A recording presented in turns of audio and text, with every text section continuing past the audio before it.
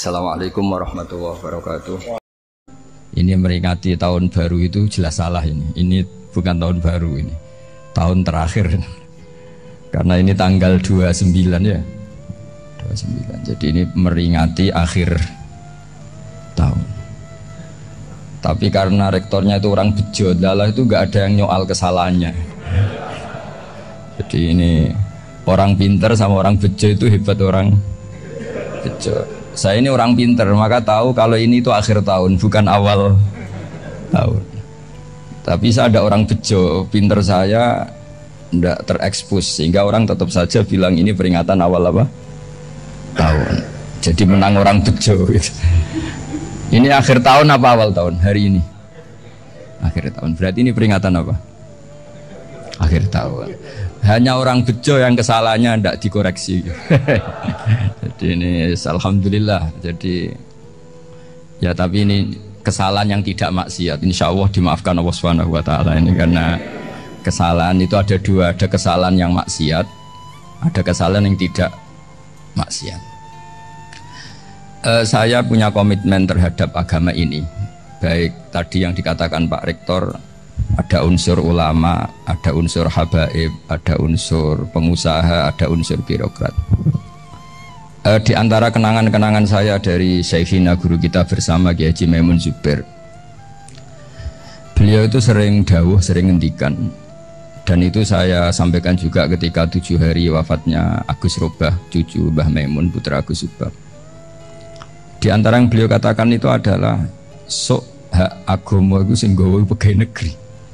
Itu berkali-kali beliau ngendikan gitu. Ya saya agak bantah. Lah kalau santri bah, ya santri karuan mesti gawe agama, tapi sok ben sing gawe pegawai negeri. Setelah saya jadi kiai dan penelitian, saya itu berkali-kali didatangi dokter, tentara, juga polisi. Mereka sering bilang gini, "Gus, saya ini dokter negeri. Saya ke NTT, ke Papua, karena saya muslim, berkebutuhan Islam, maka dibikinkan musola, dibikinkan masjid. Kalau kiai tidak bisa, bikin sendiri urunan, mau narik siapa? Mau narik tarikan di jalan yang mau nyumbang siapa? Tapi kalau kebutuhan negara, karena tugas negara, ya difasilitasi negara dan tidak dianggap misionaris karena negara. Begitu juga di beberapa negara yang non-muslim, kayak di Argentina, di Venezuela, itu ada masjid, ada kajian Islam ya karena duta besar, dan itu aparat negara. Disinilah kearifan para ulama berkoalisi dengan umarok dengan makna yang positif, bahwa agama ini harus ditopang umarok, sistem negara. Tentu di situ ada tentara, ada polisi, ada macam-macam. Kita sebagai kiai juga nggak berdaya di depan para bandar narkoba apa-apa kalau nggak ada BNN. Kita mau apa dengan korupsi kalau nggak ada KPK? Sehingga kearifan para guru-guru kita, mulai Mbah Maimun, bapak saya sendiri, NU, Muhammadiyah, semua ormas-ormas Islam itu pasti maulah kerjasama. Karena kita siapa ya kalau nggak kerjasama? Dan di antara pesan Rasulullah SAW adalah yaduwahi ma'al jamaah. Jadi apa ya, kebersamaan itu sudah berkah. Fa inna yadallahi ma'al jamaah. Jadi berkah. Lalu kenapa saya kalau ngaji bawa kitab? Ini agak sebetulnya itu lazim. Lazim itu suatu yang harus. Tapi karena kelamaan mubalek itu tidak pakai kitab. Seakan-akan bawa kitab itu yang aneh. Sebenarnya aneh mereka. Karena begini logika simpelnya ya. Umat Nabi ini berhak dapat apa coba? Berhak dapat warisan yang paling luhur, paling hebat, paling jernih. Apa itu Quran dan hadis? Pertanyaannya, siapa yang paling punya hak otoritatif untuk menerangkan Quran hadis? Ulama. Ulama yang mana ya? Yang kapabel, yang sudah diakui dunia, kayak Imam Ghazali, Imam Bukhari, Imam Syafi'i. Artinya kalau kita tidak pakai materi itu, ulama mendapat pikiran kita, bukan mendapat pikiran mereka. Saya ulang lagi, kalau kita tidak pakai materi yang otentik, yang orisinil, ulama umat ini mendapat pikiran kita, bukan pikiran mereka. Maka saya berusaha supaya teman-teman atau semua umat Islam dapat pikiran-pikirannya Imam Ghazali, pikiran-pikiran Imam Bukhari, pikiran-pikiran Abdul Qasim Al-Junaidi, kejernian-kejernian Abu Yazid Al-Bustami. Kejernihan itu diantaranya adalah misalnya makalah yang menurut saya itu makalah yang super. Jadi untuk ngadepi krisis karena COVID atau karena apalah, itu lama dulu sederhana sekali. Beliau-beliau punya rumus yang mungkin jarang didengungkan orang, tapi saya akan kampanye rumus ini. Al-istighna, hakikatul istighna itu adalah al-istighna anis syai' labihi. Jadi pemenuhan kebutuhan yang sebenarnya adalah kita berusaha menghindari sebanyak mungkin kebutuhan yang sekunder, yang nggak penting. Bukan memenuhi semua yang kita inginkan. Jadi misalnya begini ya, kalau kita lapar, itu keinginan kita itu makan enak apa asal makan? Tentu jawabannya asal makan yang sehat. Tapi kalau nuruti nafsu kita, makannya yang enak, teman makan ya enak, terus di warung yang favorit. Ini kan satu kebodohan. Kenapa untuk makan saja butuh definisi sekian banyak? Yang kita harus kecewa, warung favoritnya bisa sudah tutup, atau kita ke sana harus macet, ribet. Yang benar-benar arif dan bijaksana itu adalah al-istighna anis syai'. Sesuatu yang tidak mendesak itu jangan jadikan kebutuhan. Sehingga kalau kita puasa misalnya, semua makanan itu enak karena kita sangat lapar. Sehingga Abul Qasim Al-Junaidi ketika ditanya, ma'idamu to'am, lauk makanan itu apa? Jawabannya lucu, alju, lapar. Kalau kamu lapar ya semuanya enak. Ini sudah mulai hilang. Kita bilang makan enak itu ya sate, ya gulai, ya pizza yang kita senang. Akhirnya apa? Untuk nikmati nikmatnya Allah itu kita jadi ribet. Apalagi yang orang-orang fasik harus ditemani perempuan yang tidak halal misalnya, atau harus ada ajudan, ribet. Nah pertanyaannya, orang yang ribet sama yang nggak ribet itu pinter mana? Pinter yang nggak ribet. Nah ini kearifan-kearifan yang mulai hilang. Lalu siapa yang bisa mewarisi itu? Ya ulama. Jadi ulama itu cara berpikir sebenarnya simple. Makanya mereka sering kalau tahajud itu, di antara makalah Sayyidina Ali paling terkenal dan yang menjadikan beliau punya derajat yang luar biasa itu adalah kafani izzan antakuna li robban wa kafani fakhron an akuna laka abdan. Ya Allah, saya ini sudah begitu mulia, begitu terhormat dan sangat-sangat terhormat karena yang menjadi Tuhan itu Engkau. Jadi rumus pertama itu karena menjadi Tuhan itu Engkau. Hanya Tuhan yang abadi, Tuhan yang pertama, hanya Tuhan yang al-awwal. Coba ya Allah, kalau saya ini punya Tuhan Fir'aun, punya Tuhan mati jadi tontonan lagi, itu kerennya di mana coba? Andai kan kita punya Tuhan Fir'aun, atau punya Tuhan yang asal usulnya manusia, apapun hebatnya manusia itu, kita punya Tuhan manusia itu. Tuhan yang lapar, yang kalau nggak makan mungkin pingsan, mungkin bisa kena COVID, nanti Tuhannya diisolasi, kayak apa? Makanya ketika Tuhan Allah menyindir ketuhanan selain Allah itu, Allah hanya menyindir dengan kalimat sederhana, karena yakulani to'am, yang kamu tuhankan itu masih makan. Hanya kalau nggak makan ya lemes. Jadi lama-lama ada orang gini, alhamdulillah tadi Tuhan mampir ke saya, kelihatannya lapar, setelah tak kasih makan sehat lagi. Susah nggak punya Tuhan yang seperti itu. Beda dengan Tuhan kita, Tuhan yang nggak butuh makan, nggak butuh minum, al-qayyum, zat yang berdiri sendiri tanpa butuh yang lain, al-awwal. Sebelum ada langit bumi sudah ada Tuhan kita yaitu Allah. Bandingkan dengan Tuhan-Tuhan yang dipertuhan yang lain, yang adanya setelah bumi, misalnya Fir'aun dan sebagainya. Sehingga Sayyidina Ali pertama jadi kebanggaan apa? Kafani izzan antakuna li robban. Saya ini keren betul karena punya Tuhan yaitu Engkau. Tuhan yang lahul asma'ul husna, Tuhan yang semuanya punya kebaikan, punya keabadian, punya keagungan. Terus wa kafani fakhron an akuna laka abdan, dan saya bangga sekali karena saya menjadi hambamu. Kalau saya jadi hambanya Pak Rektor ribet kan, sudah tak hormati ternyata nanti tidak rektor, ya kan ribet kan. Terus pokoknya ribet, jadi budaknya manusia itu ribet. Makanya ada seorang wali datang ke temannya yang jadi presiden atau jadi raja. Datang ke situ karena tidak punya uang, mau minta uang karena temannya raja. Setelah sampai sana ternyata temannya ini karena orang soleh pas berdoa, ya Allah saya minta ini, minta ini, minta ini. Terus si wali tadi pulang. Kenapa kamu pulang? Ternyata dia sama, masih minta-minta kayak saya. Jadi sederhana deh. Sama-sama minta kamu, minta zat yang kamu mintain katanya. Jadi dulu itu orang itu sebegitu dekat dengan Allah. Sehingga si raja ini terus ketemu wali tadi, tanya, kenapa kamu menyepelekan saya padahal sekarang saya raja.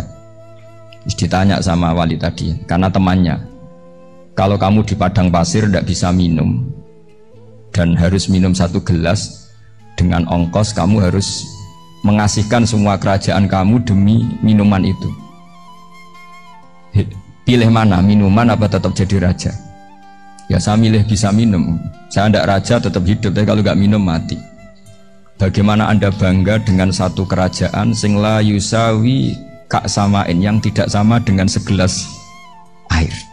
Jadi artinya terus mereka melihat jadi raja itu ya biasa, jadi presiden biasa, jadi rektor biasa, karena mereka biasa berlogika hakikatul izzah itu ya taqarrub ila Allah, yang benar-benar terhormat itu ya dekat dengan Allah. Begitu seterusnya mereka bikin paradok-paradok yang aneh, tapi itu menjadi pelajaran. Bapak saya Ki Nur Salim itu senang baca anekdot Nasiruddin Koja. Itu kalau bikin orang-orang aneh, itu dia datang ke satu pesta pakai baju lusuh, pakai sarung lucu atau celana lusuh, sama Sohibul Bait yang punya acara dibiarin. Setelah dibiarin dia pulang pakai jas, pakai dasi, pokoknya keren. Dihormatin, pakai alpat, pokoknya dihormatin, silakan. Pas dia disuruh minum, minumannya itu disokkan saja ke sakunya. Jas, kamu harus minum yang banyak karena kamu yang dihormati, bukan saya. Terus makanannya semuanya diletakkan di saku, ada yang apa, ayo kamu makan yang banyak. Alpatnya juga gitu, dikasih sate apa, ayo kamu makan yang banyak. Mereka tidak melihat saya, melihat kamu. Akhirnya orang satu pesta itu istighfar semua, berarti kita ini salah. Terus dia pidato, kenapa kamu uang gitu? Tadi saya datang, orangnya sama. Gara-gara beda pakaian, penghormatannya beda. Berarti yang berhak dapat makanan ini jasa ya, bukan saya. Betapa naifnya kita sebagai orang. Ternyata kita masih hormat sesuatu yang seperti itu, yang atribut lah. Jadi orang-orang sufi itu orang yang bisa menertawakan dunia. Akhirnya ya, pertama dia dianggap orang gila, masa jas dikasih makan, dikasih minum. Tapi secara fikih dia benar, haram dia makan, karena pas dia datang dibiarin, setelah pakai jas dikasih makan. Berarti hakikat yang dapat rezeki siapa? Jasnya apa orangnya? Jasnya apa orangnya? Jasnya. Jadi itu orang-orang sufi, kearifan orang-orang dulu itu bisa ngelola hal-hal yang keseharian menjadi luar biasa. Ada seorang wali melihat istrinya makan 1 piring, anaknya makan 1 piring, ditanya, kalian kenyang? Wah, kenyang sekali. Melihat anaknya minum kopi 1 cingkir, seneng, kalian seneng sekali. Wah, kalau seneng dengan hal-hal yang murah bisa, ngapain harus seneng dengan hal-hal yang mewah? Bodoh sekali saya. Sehingga terus mereka bisa qanaah. Qanaah itu ya hidup itu simple, sederhana. Jadi tentu saya tidak akan ngomong yang muluk-muluk, selain itu tidak bidang saya juga apa ya, kita ini butuh obat di kondisi COVID seperti ini, butuh kesederhanaan, butuh apa ya, istighna tadi. Kita harus istighna billah an ghairillah. Jadi sudah cukup bahwa Allah ini segalanya.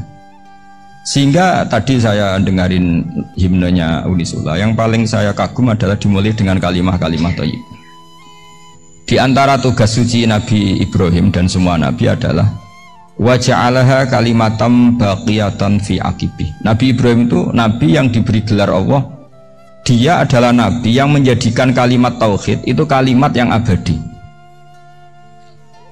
Fi aqibih, di anak turunnya, di semua generasinya, baik anak turun karena gen maupun karena pembinaan, karena pendidikan. Ini penting sekali saya utarakan karena apa? Satu kehidupan itu sebenarnya digerakkan oleh kata-kata, oleh moto kalau oleh bahasa modern. Sehingga banyak ulama mengatakan al-ibarat kutun li'ailatil mustami'in, bahwa redaksi atau moto atau pegangan hidup itu penggerak kehidupan. Sehingga sebetulnya manusia itu digerakkan oleh kalimah-kalimah itu, oleh moto-moto itu, oleh prinsip-prinsip hidup itu. Misalnya orang Palestina itu tiap hari ke pasar gitu. Mereka ke laut gitu. Ditanya kenapa tidak takut tembak Israel? Jawabannya lucu. Kena tembak ya mati, nggak makan ya mati, nggak kerja ya mati. Ya sudah, sama-sama mati ya, mendingan aktivitas normal. Tapi saya tidak menyarankan itu untuk melawan COVID. Ini cerita saja. Kamu jangan provokator itu. karena ini wilayah sensitif. Jadi banyak orang yang poligami, kalau ditanya alasannya gitu, istri satu ya cerewet, dua ya cerewet, mendingan 4 katanya. Ya banyak yang gitu. Tapi ada yang kebalikan, istri satu cerewet saja hampir jantungan, apalagi 4, tinggal matinya kan gitu. Itu semua yang menggerakkan itu kalimat. Kalimat itu satu pegangan. Banyak orang loh yang nggak ingin jadi rektor tuh banyak loh Pak Bejo. Jangan kira semua dosen ingin jadi rektor. Melihat rektor sibuk rapat mempertahankan reputasi Unisula terus sering pegang kepala. Ngapain repot-repot? Jadi tukang sapu aja dapat gaji, ngopi, rokokan, selesai. Bodoh amat jadi rektor, mikir orang banyak. Banyak loh orang yang nggak ingin jadi presiden tuh banyak. Karena ngopi nyaman, nggak ada yang ganggu. Mau tidur sampai jam 9 siang juga nggak ada yang ganggu. Sehingga mereka melihat pegawai negeri itu gak keren, orang kok diatur jam, disiplin. Itu memang cara Allah membagi rahmat. Mau kamu apakan coba? Cara syukurnya dia seperti itu. Bapak saya dulu tuh sering ngajarin saya, diajak jalan-jalan pagi-pagi. Melihat orang ngopi, makan uduk itu bapak seneng. Kok enak jadi wong awam. Ngene esuk-esuk nyemak bocah kesel kabeh kono enak ngopi rokokan. Bapak kadang iri sama orang awam itu iri. Sudah gitu berharap masuk surga kan enak sudah gitu. Tahu-tahu mati, tidak tahu ke surga apa ke neraka ya tidak tahu. Jadi nah, orang dulu itu orang yang bisa mensederhanakan dunia. Sehingga ya sudah cara bahagia. Makanya saya alhamdulillah saya ini kerjasama sama UII sama beberapa kampus. Memang amdan itu sengaja. Kampus itu ya punya sistem yang nggak bisa mewakili sistem kiai. Kiai juga punya sistem yang nggak terwakili oleh kampus, juga sebaliknya saling melengkapi. Saya sering ketemu rektor UII, rektor kampus-kampus Islam. Mereka cerita, Gus pendidikan pondok harusnya dimodernkan gini-gini. Saya bilang, kalau pondok modern kayak kampus itu nanti saya ketemu Allah tidak bisa jawab. Kenapa Gus? Saya beri contoh gini. Kalau misalnya perempuan perawan lah atau apa saja, namanya perempuan, mau tanya tentang menstruasi atau haid. Kalau semuanya sistem kampus, dia harus kuliah dulu. Registrasi dulu, kuliah dulu, bayar dulu, dan dapat jawabannya nunggu mata kuliah pas itu. Bandingkan kalau sistem pondok, saya tuh sering ke pasar sama anak saya dicegat sama ibu-ibu, Gus, anak saya ngalami gini-gini, keluar darah terus menerus, nggak 6 hari tapi 1 bulan penuh. Itu hukumnya apa Gus ya? Nanti saya mau sowan ke jenengan. Nggak usah sowan, di sini aja. Ya sudah. Sebelum mengeluarkan darah yang rutin seperti itu biasanya haidnya berapa hari? 6 hari, ya sudah ikut yang 6 hari, yang lainnya istighatsah. Ngoten tok Gus, ya udah ya. Begitu terus di masalah udhiyah. Ya coba kalau semuanya pakai sistem kampus, daftar dulu, bayar dulu. Jadi ini nggak ada jawabannya, nunggu mata kuliah itu baru dapat jawaban. Itu biasa nggak sholat bertahun-tahun karena belum ada jawaban tentang itu.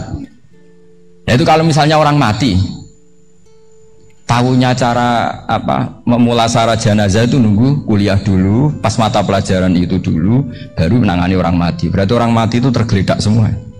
Tapi kalau kiai kan enggak. Kesini orang mati terbakar, kalau dimandiin malah badannya copot-copot, itu gimana hukumnya?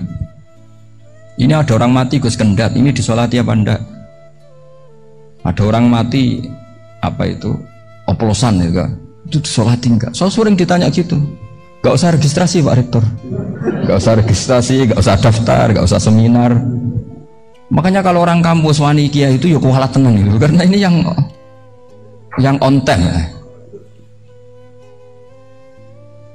Tapi pondok seperti saya ya ikrar seikrar-ikrarnya. Pentingnya kampus karena melatih efisiensi waktu, disiplin, tata kelola manajemen, sehingga kita ya hormat. Tapi tadi kita harus saling melengkapi, sehingga saya tunjukkan ke publik bahwa saya hormat sekali sama polisi, sama tentara. Coba kita bisa apa ngadepi bandar narkoba kalau enggak polisi? Bisa apa coba menjaga NKRI kalau enggak tentara? Begitu juga ya sudahlah, kita memang fa inna yadallahi ma'al jamaah, kita berkah itu kalau bersama-sama, tidak bisa kita sendiri.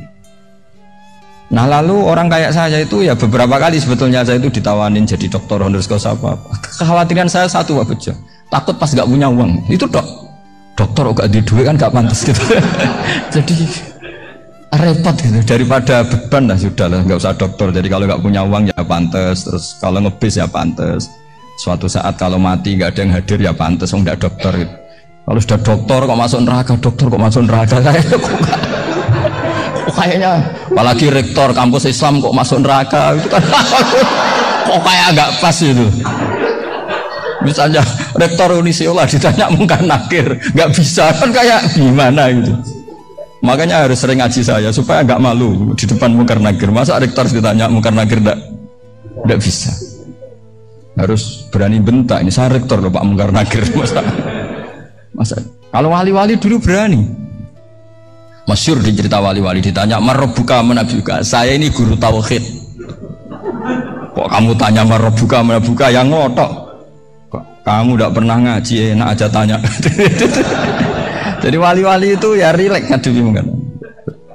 Saya akan rileks wali di Bang Pak Rektor. Saya akan itu. Karena wali itu lebih dekat Allah. Sehingga orang dulu itu, saya ulang lagi ya, ada satu kearifan namanya hidup itu apa? Hidup itu adalah cari sebanyak mungkin supaya hidup itu tidak tergantung pada banyak hal. Sehingga misalnya cara berpikir orang-orang modern itu sebenarnya banyak orang-orang ilmuwannya nggak ngagumi Amerika, bukan karena angkuh, ndak. Untuk mempertahankan kebesaran negara sebesar itu, kebutuhan listriknya besar, kebutuhan tentaranya besar, kebutuhan apa. Sementara negara kayak Venezuela atau Swiss kebutuhannya ada banyak. Pertanyaannya, yang tergantung dengan banyak hal sama yang tidak tergantung banyak hal, itu pinter mana? Kalau dibalik pertanyaannya gitu, negara-negara maju itu tidak keren kalau dibalik pertanyaannya. Orang yang untuk mempertahankan eksistensinya banyak, butuh banyak hal, dengan yang tidak butuh banyak hal, itu pinter mana? Orang yang bahagianya nunggu jadi dokter, nunggu jadi kiai besar, kiai viral, dengan orang yang bahagia cukup dengan ngopi, itu pinter mana? Tapi kalau dibalik pertanyaannya, orang yang tahunya nikmat hanya kopi dengan nikmat yang banyak, pinter mana? Makanya Mbah Mun tuh kalau guyon itu lucu. Aku ikut saake ambek wong desa sing mlebu swarga. Saya dulu gak mlebu swarga kok disakeni. Akhirnya beliau memberi penjelasan. Wong desa iku roe pakanan enak iku mau kopi mbek uduk. Lah swarga iku mau nuruti sing dikarepno. Akhirnya wis mau mangan, wis ngopi, nguduk, ngopi, ora roh pakanan liyane ku ora roh. Nasi mandi yo ora roh, pizza yo ora roh apa-apa. Terus saya bilang, wah lah niku nak nganti selera tentang wanita cantik, iku juga sederhana. Rodok pesek ya wis cantik, rodok ireng ya wis. Apa bidadarinya seperti itu? Karena saking nggak pengalamannya. Jadi surga itu kan nuruti apa yang diinginkan. Kira-kira keinginan orang kampung kalau di surga itu apa coba? Makanan apa coba? Ya, nak senengnya ketemel gemblong itu.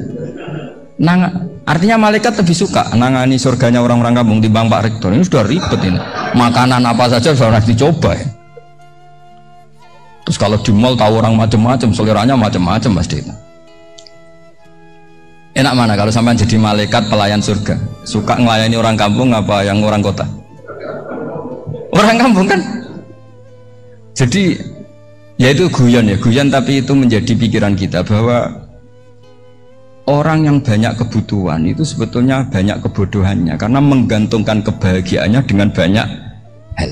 Makanya Imam Syafi'i ngendikan istighna itu apa? Al istighna anisya'i, yang dikatakan kecukupan adalah berusaha sebanyak mungkin banyak hal tidak kamu butuhkan, bukan memenuhi semua kebutuhan kamu, karena nafsu kamu ini tidak ada batasnya gitu. Kalau kamu penuhin nggak akan selesai. Itu ada perempuan yang kurang cantik itu minta doa saya, Gus doain suami saya kaya, terus tak guyonin, terus nggak minta. Kalau suami kamu kaya, yang pertama dirubah itu apa? Rumah, Gus, supaya rumah saya bagus. Kedua apa? Mobil, supaya mobil saya bagus. Nanti yang dievaluasi itu kamu.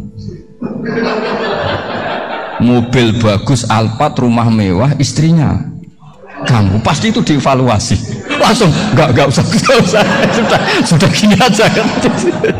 Jadi pertama yang dievaluasi itu kaya itu, coba kalau suami kaya itu yang dievaluasi pertama rumah ya, rumah ganti. Setelah itu apa? Mobil. Kira-kira berikutnya akhirnya sudah nggak jadi.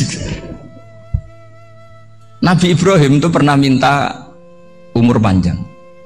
keren umur panjang. Sama Allah nggak dijawab.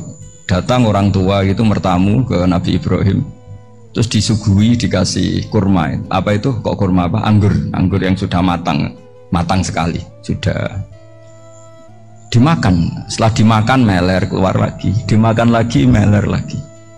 Terus Nabi Ibrahim masuk lagi ke kamar. Ya Allah, doanya tak cancel. Nanti kalau saya tua kayak itu. Jadi Allah itu nggak jawab langsung tapi ngirimkan itu. Akhirnya ya Allah nggak jadi. Nanti takut itu. Saya pernah ngalami jadi kiai tadi, ada ibu-ibu ya kurang ya nggak pati cantik lah. Suaminya tuh miskin sekali.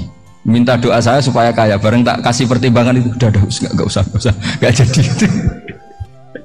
Jadi itu kearifan. Tapi kearifan ini harus kita tanamkan. Saya nggak bisa membayangkan Indonesia yang besar ini andai kan tidak ada qanaah. Nerimo ing pantun. Coba sekarang ada Covid. Andai kan Indonesia tuh kayak Perancis. Saya beberapa kali punya tamu orang yang hidup lama di Perancis, bahkan dapat istri orang Perancis. Itu dulu gak begitu mencintai Indonesia. Tapi setelah di Perancis 2 tahun, wah Indonesia hebat. Di Perancis tuh kata dia kalau cerita, semua kebutuhan masyarakat itu dibebankan ke negara. Apa saja minta negara, apa saja nyoal negara. Sementara Indonesia, coba kalau Indonesia mengalami seperti ini kok tidak ada qanaah rimo ing pantum, bisa kios Indonesia. Orang miskin nyalahkan negara, kelaparan nyalahkan negara, apa saja. Tapi barokahnya dididik kiai jogeman nyalahno wong liya. Urip rimo ing pantum, diame. Sampai gak ngerti kalau Covid. Banyak tuh orang-orang kampung itu, orang lugu-lugu itu. Mbah niki saking Covid, salam ning Covid muga-muga umure panjang. Dikira Covid itu nama orang yang ahli sosial itu. Mbak niki dana saking Covid. Matur nuwun sampekno salamku muga-muga umur panjang. Bingung kan yang nganterin ini. Ini gimana yang mau menjelaskan ini? Memang nggak paham. Ribet kan. Tapi saya pastikan bahwa dengan keadaan seperti ini kita bahagia, kita stabil, itu jelas barokahnya kalimah tadi, moto tadi atau pegangan hidup tadi. Makanya disebut al-ibarat qutun li'ailatil mustami'in, bahwa redaksi atau kata-kata atau pegangan atau filosofi hidup apalah namanya itu adalah penyemangat. Karena kata-kata ini memang luar biasa. Ketika sahabat perang demi kebenaran, zaman itu ya pasti benar karena yang dibela Nabi. Dulu itu kan enak zaman Nabi, yang dibela mesti benarnya, musuhnya mesti salahnya. Sehingga dulu itu memang harus tegas. Kalau sekarang mau tegas gimana? Yang kamu bela tidak mesti benar, musuhnya tidak mesti salah. Ribet kan kalau misalnya saya tukaran sama Pak Rektor, kamu mau bela mana kan bingung. Saya tidak mesti benar, saya tidak Nabi. Pak Rektor apalagi nggak mesti benar lagi kan? Ribet kan? Jadi kalau kita mau perang sekarang itu mau pede gimana? Enggak. Makanya banyak ulama sekarang tuh mau tegas tuh gak berani karena ya banyak hal yang abu-abu lah wilayahnya, misalnya pilihan presiden atau pilihan bupati, pilihan menteri. Kamu mati-matian bela itu, yang kamu bela ada mesti benar, musuh kamu tidak mesti salah. Misalnya pilihan bupati, wah ini kabupaten ini baik kalau bupatinya ini, yang satu bilang ini, terus tim suksesnya kamu tanya, kamu yakin? Ya tidak juga. Lah kenapa semangat? Kan saya botohnya, paling alasannya ya itu aja, bukan yang lain. Beda dengan zaman Nabi, Nabinya mesti benar, Abu Jahalnya mesti salah. Kan enak aturan mainnya jelas. Singkat cerita, dalam perang itu banyak sahabat yang ngalami luka, ngalami apa gitu. Kemudian curhat ke Nabi, ya Nabi gara-gara derekkan jenengan, ngikuti jenengan, saya harus ngalami seperti ini, seperti ini. Ngiranya orang itu diapresiasi sama Allah keluarnya itu. Ternyata sama Allah gak diapresiasi. Malah diturunkan ayat intakunu ta'lamuna fa innahum ya'lamuna kama ta'lamun wa tarjuna minallah ma'ala yarju. Kalau kamu sakit karena perang, orang-orang kafir itu ya sakit, itu saja berani padahal demi kekafiran. Wa tarjuna minallah ma'ala yarjun, padahal kamu punya nilai lebih, yaitu berharap kepada Allah yang mereka tidak punya. Saya jadi kiai itu ya kadang mangkel. Karena yang benci ya benci, yang seneng itu ngel-ngel loh kayak Pak Bejo. Jadi semuanya ribet. Nah iya, yang benci ya ganggu, yang seneng ya ganggu, tambah nemen. Seribet. Tapi kalau sudah ingat bandar narkoba, mereka berhadapan dengan polisi, kadang ditembak karena kesalahannya terlalu fatal. Antar persaingan mereka juga bisa tembak-tembakan karena merebut pasar narkoba. Itu saja mereka berani. Kok kita yang jadi kiai kadang dicium tangannya, dihormati, gak berani, hanya takut apa ya, musibah-musibah kecil lah, atau problem-problem kecil. Lah iya, kalau kita bandingannya gitu. Kalau kamu mau tahajud kedinginan, itu masih nanti dihisab Allah itu gitu. Maling ayam itu keluar malam-malam, hanya dapat ayam. Itu gak takut dingin. Ya gak takut digebuki masa. Kamu mau tahajud saja takut dingin. Makanya nanti hisabnya orang soleh itu nanti dijajarkan orang dolim. Terus diperbandingkan. Wah itu habis kamu kalau itu. Jadi misalnya Unisula mau rapat, tapi ini malam, kalau malam dingin nanti sama masuk angin. Anak-anak pang di perapatan aja berani kamu. Kalau sudah perbandingannya gitu tuh ribet kita nanti. Makanya itu kalimat itu moto atau filosofi hidup. Sehingga diulang lagi nasihat itu. Iyam saskum korhun faqad masal qoma korhum mislu. Kalau kamu kena luka, orang-orang yang nggak benar juga akan kena luka. Itu aja berani demi ketidakbenaran. Masa kamu demi kebenaran nggak berani? Akhirnya orang itu, ya itu kalimat, itu heroik. Makanya kita ini penting ya. Makanya tadi himne Unisula dimulai kalimat thayyibah. Karena kalimat ini yang menjaga kita, kalimat ini. Misalnya tentang Tuhan. Kenapa orang Islam imannya kokoh seperti ini, termasuk yang sudah hidup di Amerika, di Australia, di mana-mana. Itu ya barokahnya ajaran atau barokahnya kalimah. Saya sebut kalimah saya pakai bahasa santri. Karena la ilaha illallah itu dalam tradisi santri disebut kalimatu haqqin alaiha nahya wa alaiha namut wa alaiha nub'ats. Ada yang riwayat wa biha nub'ats insyaallah taala minal aminin. Kenapa mereka di mana-mana meskipun sekolah di Amerika, di Australia, bahkan di Soviet tetap mukmin? Itu barokahnya ajaran yang benar. Allah itu siapa? Tuhan. Tuhan itu sifat dasarnya apa? Awal. Dia harus wujud awal sebelum makhluk yang lain. Sehingga ketika ada negara yang maju, yang tertib, manajemennya tertib, masyarakatnya makmur, tapi punya Tuhan yang tidak seperti itu, tidak awal, itu sudah gak nyaman. Karena ndaklah keren Tuhan saya, karena Tuhan saya itu al-awwal, zat yang pertama. Tuhan saya keren lah, zat yang gak mati, Tuhan yang gak mati, yang gak pernah mengalami kematian. Sehingga tontonan atau yang dilihat kenikmatan-kenikmatan yang lain ini tidak mengubah dia pendirian tentang Tuhan. Karena mantapnya satu kalimat tadi, bahwa Tuhan itu ya harus satu, harus awal, harus tidak mati, tidak rusak, tidak mengalami apa-apa yang membahayakan. Sehingga ketika ditawarin Tuhan yang lain, meskipun menjanjikan secara finansial atau kemakmuran, mereka gak tertarik. Itu coba, itu barokahnya makmur apa barokahnya ajaran? Barokahnya ajaran. Sering negara Islam itu kalah makmur dengan mereka, tapi barokahnya ajaran ini tetap apa? Tetap Islam. Makanya Nabi Ibrahim, Nabi yang sukses bikin wa ja'alaha kalimatam baqiyatan fi aqibi. Sehingga kita ini bekti sama orang tua misalnya, itu ya karena ajaran. Suwargamu itu karek wong tuamu. Nak wong tuamu ridho, Allah ridho. Nak ora ridho, Allah ora ridho. Ridho wa fi ridhol walidain wa sakhatu wa sukhtu wa fi sakhatil. Sehingga ketika ada orang tua yang agak brengsek gitu, anak-anak tetap hormat. Punya orang tua yang miskin, yang sudah miskin, tukang tombok nomor, banyak kan di kampung gitu, ya tetap hormat. Coba kalau dari awal kita ngajari orang tua kamu hormati ya, kalau baik, kalau tidak usah, bisa geger Indonesia. Tapi barokahnya ajaran-ajaran itu Indonesia tertib karena ada ajaran. Nah ini di sini pesantren dan Unisula semua harus berkontribusi membuat ajaran yang benar itu adalah ciri utama Islam. Sehingga Islam ini dimulai dengan ajaran kalimatu haqqin alaiha nahya wa alaiha namut.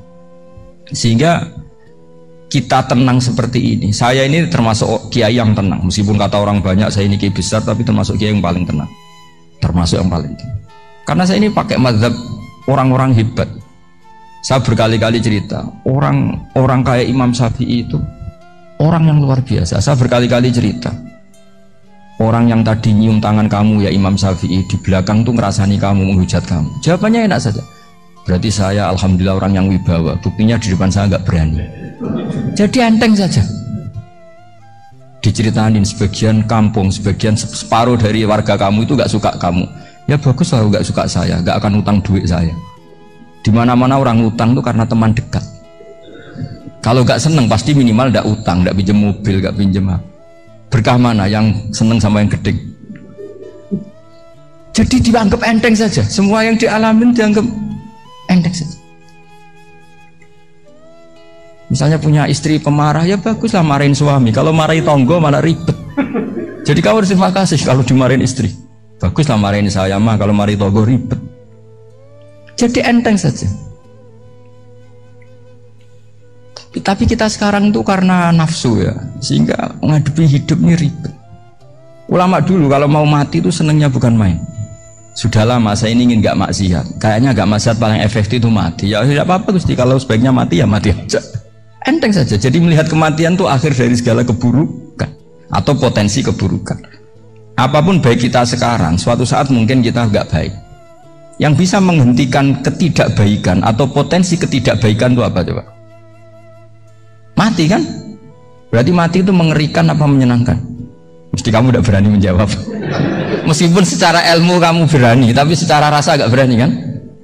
Saya ulang lagi ya, yang bisa menghentikan keburukan atau potensi keburukan itu apa coba? Apa? Kematian. Berarti kematian itu menyenangkan atau menyusahkan? Apapun kamu tidak berani jawab karena kamu agak-agak duniawi itu kelihatannya. Tapi secara ilmu, kamu tahu kan kalau mati itu tidak buruk-buruk banget. Karena apa? Itu akhir dari segala keburukan. Sehingga Nabi ngajarkan kalimat itu begitu luar biasa. Allahumma ahyini maka natil hayatu khairan li wa tawaffani maka natil wafatu khairan li. Nabi melihat dunia itu begitu indah. Ya Allah, kalau saya ini hidup, anggap saja hidup ini ziyadatan li fi kulli khairin, menjadi modal saya menambah segala kebaikan. Jika suatu saat saya mati, anggap mawon rohatan li min kulli syarrin, itu akhir dari segala keburukan saya. Sehingga mati hidup ya baik karena di situ kita bisa berkontribusi beramal soleh. Mati juga baik karena mengakhiri segala keburukan. Nabi nate ngendikan lagi, ajaban li amril mu'mini inna amrahu kullahu khair. Orang mukmin itu mengagumkan, semuanya baik. In asobathu na'ma syakara fakana khairan lah. Kalau baru dapat nikmat dia syukur, maka itu baik. Wa in asobatu dharra sabara, kalau dapat masalah mereka sabar, itu juga baik. Sehingga orang mukmin dua sisinya pasti baik. Itu juga kalimat, maksudnya moto atau pegangan hidup. Nah berikut ini saya beri contoh, ini kenangan saya, ini contoh terakhir. Masalah jadi orang terkenal maupun tidak. Di sini dicontohkan Imam Ghazali di halaman 367 di kitab saya 367, juznya 3 di kitab Ihya Ulumuddin. Di sini beliau cerita betapa untuk menjaga ikhlas sebaiknya orang itu tidak terkenal, tidak syuhrah, tidak terkenal. Oke, itu kita sepakat ya, karena kalau terkenal mungkin orang dipaksa publik dengan tanda kutip untuk selalu berbuat baik, tapi karena jaim lah, jaga image atau apa. Tapi ketika dibalik pertanyaannya, kamu rela yang terkenal itu orang nggak benar, sementara yang orang benar itu nggak terkenal. Lalu masyarakat taunya yang tidak benar. Kalau pertanyaannya dibalik gitu, orang baik wajib terkenal enggak? Kalau pertanyaannya dibalik seperti itu. Dokter yang benar tidak terkenal, yang malpraktek terkenal. Kamu ingin kondisi seperti itu? Gak ingin kan? Kampus yang bagus gak terkenal, kampus yang bagus gak terkenal, yang gak bagus. Nah, artinya apa? Gara-gara olah kata, olah pikiran, ini logika jadi rubah. Lagi-lagi apa? Jawaban itu ada di kata-kata sebetulnya. Makanya bab-bab seperti ini tidak usahlah kita berdebat, berpolemik. Sebaiknya orang itu humul, menutup diri, apa sebaiknya orang terkenal, itu nggak perlu seperti itu. Sudah terserah Tuhan saja. Makanya saya mulai dulu ngaji sampai sekarang itu ya tidak punya punya ikon tertentu atau punya website tertentu, enggak. Sudah terserah pangeran. Sudah, saya Saya juga tidak sok suci materialistik atau enggak, ya tidak mikir saya. Bukan apa-apa ya, karena saya ini kiai, jadi biasa urusannya sama Allah, tidak sama makhluk. Jadi pusing kalau sama sarah-sarahnya makhluk itu pusing. Meskipun rektor kalau nasihati saya pasti tidak saya terima, itu tetap makhluk, itu sudah ada ngefek kalau saya itu sudah ada itu. Bukan karena saya sombong, ya memang makhluk betul gitu, bukan cuma nasibnya bejo aja, tapi makhluk tetap makhluk. Saya beri contoh ya. Ini makalah yang ditulis Imam Ghazali. Ya, i'lam aslahakawah anna aslal jah wa intisarus sayyid atau sayyidi wal istihar wa huwa mazmum. Balil mahmudu al khumulu illa man saharahu wa ta'ala li nasri dini min ghairi takallufi talabi syuhrati minhu. Jadi kalau kamu ingin ibadah kamu selamat, ya kamu jangan terkenal. Tapi resikonya adalah kalau kebaikan itu tidak terkenal, maka agak dikenali. Kalau agak dikenali berarti masyarakat hanya punya percontohan yang tidak baik, karena yang baik tidak terkenal. Jadi itulah ulama-ulama dulu. Jadi apa-apa itu dibanding-bandingkan. Kemudian nanti kelihatan, jawabannya itu kelihatan. Jadi ulama dulu itu biasa ngarang misalnya afatun nikah, sisi negatifnya nikah. Harus ngurmat istri, harus macam-macam, kalau terlantar itu ya dosa. Seperti tadi Pak Marsudi cerita, kalau orang ngapalkan Quran itu takut lupa, kalau lupa itu jadi dosa. Pertanyaannya, kalau semua orang takut lupa, takut dosa, semua orang nggak hafal Quran karena potongan-potongan lupa. Cara berpikir tidak seperti itu. Kalau berpikir ya namanya hafalan, ya inginnya hafal, kan nggak ingin lupa. Lah nanti kalau takdirnya lupa karena hal-hal yang dimaklumi oleh syariat itu enggak yang termasuk dosa. Yang dosa itu lupa ta'wiri udhrin syar'iyyin, lupa yang tidak ada sebab yang apa? Syar'i. Tapi lupa bawaan EQ-nya tidak bagus. Lupa bawaan sering dibentak. Oh itu enggak masalah karena bawaannya orang tertekan itu ya lupa. Coba kamu hafal Quran terus punya kredit jatuh tempo, pas hari itu aku yakin enggak cerdas sudah. Itu bawaannya orang tertekan tuh pasti lupa. Jadi ya saya teruskan ya. Jadi terus ada makalah yang sangat bagus sekali tentang itu. Saya baca ya. Wa yadullu ala dzalika anna Allah azza wa jalla amaral anbiya'a bi idharil amali lil iktida wa khassahum bi mansibin nubuwah. Wala yajuzu ayyudhanna bihim annahum khurrimu afdolal amalen. Jadi orang yang terlalu mendewa-dewakan khumul itu menutup diri. Oke, itu baik, karena dengan khumul, dengan menutup diri Anda tidak riya, Anda tidak pamer. Tapi kata Imam Ghazali, kamu juga harus ingat, di antara syaratnya Nabi itu harus mengumumkan kalau beliau itu seorang Nabi, harus memaklumatkan kalau beliau seorang Nabi supaya bisa diikuti. Caranya sholat harus diumumkan, sehingga Nabi itu mengatakan harus jamaah, karena dengan cara jamaah itu bisa shollu kama ra'aitumuni usolli. Coba kalau Nabi sholatnya nggak diperlihatkan, kamu harus sholat yang benar, caranya gimana ya Rasulullah, itu rahasia. Bingung nggak kira-kira? Bingung nggak? Ya misalnya amal rahasia selalu lebih baik. Terus ada pertanyaan, Nabi ngendikan kamu sholat yang benar, caranya gimana Nabi? Ya itu rahasia. Terus gimana coba? Tapi Nabi ngendikan apa? Shollu kama ra'aitumuni usolli. Ya sudah, kamu sholat niru saya sholat. Berarti Nabi sholatnya diperlihatkan apa disembunyikan? Diperlihatkan. Jadi begitu juga saya berkali-kali bilang, orang tahu kalau itu bidan ya berdasar tulisan itu bidan. Tahu kalau itu dokter gigi ya itu dokter gigi. Jangan sampai gara-gara tidak ada tulisan mau beli alat bangunan di dokter gigi, mau periksa gigi di toko bangunan. Gara-gara apa? Nggak ada maklumat. Nah, di sini ulama-ulama selalu memaklumatkan dirinya.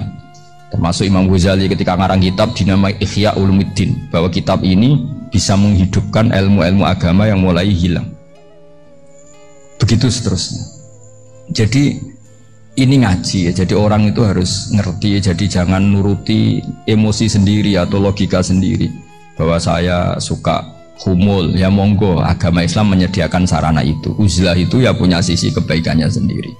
Tapi syuhrah terkenal asal tidak nuruti nafsu juga punya sisi kebaikannya sendiri. Setidaknya umat ini punya satu master kebaikan yang mudah diakses. Tapi tadi saya ulang lagi, jangan karena hadun nafsi, jangan karena kepentingan pribadi. Makanya di sini disebutkan wa yadullu ala dzalika ay ala syuhrah anna wa ta'ala amarul anbiya bi idzharil amal lil iktida. Allah selalu memerintahkan para nabi kalau ngamal kebaikan ya harus dimunculkan supaya bisa ditiru. Yaitu tadi kita tidak bisa bayangkan kan kalau misalnya nabi menyuruh kamu harus sholat yang benar, kemudian sholatnya nabi sembunyi. Lalu ditanya, Nabi saya niru siapa? Wah itu rahasia, kamu nggak boleh lihat sholat saya saat takut tidak ikhlas. Ribet kan? Sehingga jamaah itu statusnya tetap harus. Nah bedanya harus ini ulama berpendapat harus yang apa? Fardu kifayah. Tapi fardu itu maknanya harus. Tapi bukan berarti kalau nggak jamaah sholatnya nggak sah, nggak. Tapi statusnya jamaah tetap apa? Harus. Nah barokahnya harus ini orang yang baru sholat, sholatnya langsung benar karena ada yang diikutin. Coba kalau mantan dukun baru sholat terus sholat sendiri, itu mesti mirip mantra itu. Karena dia tidak ada master percontohannya. Tapi barokahnya ada master, orang paling bodoh pun kalau sholat ya benar, karena standar ada komandonya, ada imamnya. Sehingga Imam Ahmad malah berpikir keras, syarat sahnya sholat itu harus jamaah. Cara pikirannya Imam Ahmad keras sekali beliau. Sehingga kalau orang sholat sendiri kok ada orang lain yang maunya berjamaah harus bayar, orang itu harus bayar demi sahnya sholat. Itu madzhabnya Imam Ahmad. Tapi kalau madzhab Syafi'i hanya mengatakan itu fardu kifayah, yang kalau satu komunitas gak mau melakukan semuanya apa? Dosa. Ya jadi ini sebelum sesi ringan tanya jawab, hanya 2 saja tanyanya, nggak boleh banyak-banyak, nanti gak pulang-pulang saya. Jadi tak baca lagi biar dapat berkahnya Imam Ghazali. Wa qala qaumun asirru afdalu minal alaniyati. Terus kata sebagian ulama al alaniyah itu afdal minas sirri. Terus diperbandingkan baik yang mana amal dipertontonkan sama ndak. Terus kata Imam Ghazali, kalau orang itu bisa jaga tidak riya, maka sebaiknya dipertontonkan karena kebaikan harus yang muncul, bukan yang tidak baik yang muncul. Makanya ketika Unisula memaklumatkan diri sebagai ingin jadi generasi khairah ummah, itu kalau diterjemah itu kan wow, khairah ummah, umat terbaik. Itu kan kayak agak angkuh. Tapi nggak apa-apa, itu nggak apa-apa. Masa kita kampanye Unisula siap degradasi moral kan ya lucu kan? Masa jualan gitu kan ya lucu.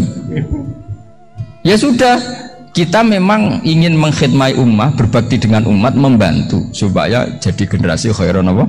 Tidak apa-apa, dimaklumatkan supaya dengan itu umat punya sarana. Oh kalau ingin jadi khairah ummah, kuliah di sini. Jangan lalu enggak itu. Ya sama kita dokter, maklumatkan saja dokter gigi, dokter kandungan, dokter bedah. Sehingga orang kalau mau bedah ya jangan ke dokter kandungan. Jadi barokahnya maklumat ya. Jadi saya mohon sekali ini, saya sendiri sebetulnya orang yang enggak siap terkenal sebetulnya, tapi ya sudah terserah Allah saja. Kalau itu cara Allah menyebar kebaikan, ya monggo. Pokoknya kita tawakal saja sama Allah Subhanahu wa Ta'ala. Biasa kira demikian. Assalamualaikum warahmatullahi wabarakatuh.